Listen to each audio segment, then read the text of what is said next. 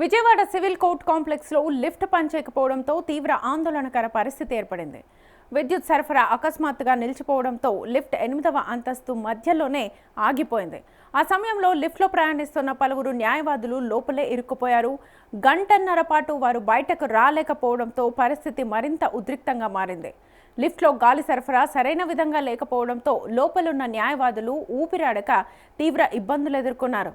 కొందరు అస్వస్థతకు గురైనట్లుగా తెలుస్తోంది. ఈ విషయాన్ని గమనించిన కోర్టు సిబ్బంది వెంటనే అప్రమత్తమై ఫైర్ డిపార్ట్మెంట్కు సమాచారం అందించారు.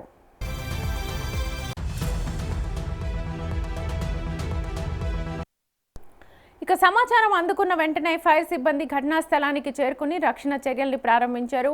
లిఫ్ట్లో ఇరుక్కున్న వారికి వెంటనే ఆక్సిజన్ సరఫరా చేసే ఏర్పాట్లు చేసి వారి పరిస్థితిని నియంత్రణలోకి తీసుకొచ్చే ప్రయత్నం చేశారు. సాంకేతిక బృందం సహాయంతో లిఫ్ట్ను తెరిచి లోపల ఉన్న వారిని సురక్షితంగా బయటకు తీసేందుకు చర్యలు చేపడుతున్నారు. ఈ ఘటనతో కోర్టు ప్రాంగణంలో కొంతసేపు ఉద్రిక్తత నెలకొంది. అక్కడికి చేరుకున్న న్యాయవాదులు, సిబ్బంది ఆందోళన వ్యక్తం చేశారు. లిఫ్ట్ నిర్వహణలో నిర్లక్ష్యం ఉందా అనే అంశంపై ప్రశ్నలు లేవనెత్తుతున్నారు.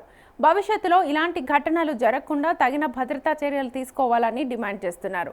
ప్రస్తుతం రక్షణ చర్యలు కొనసాగుతున్నాయి. లిఫ్ట్లో ఇరుక్కున్న వారిని సురక్షితంగా బయటకు తీసేందుకు అధికారులు అన్ని చర్యల్ని చేపడుతున్నారు.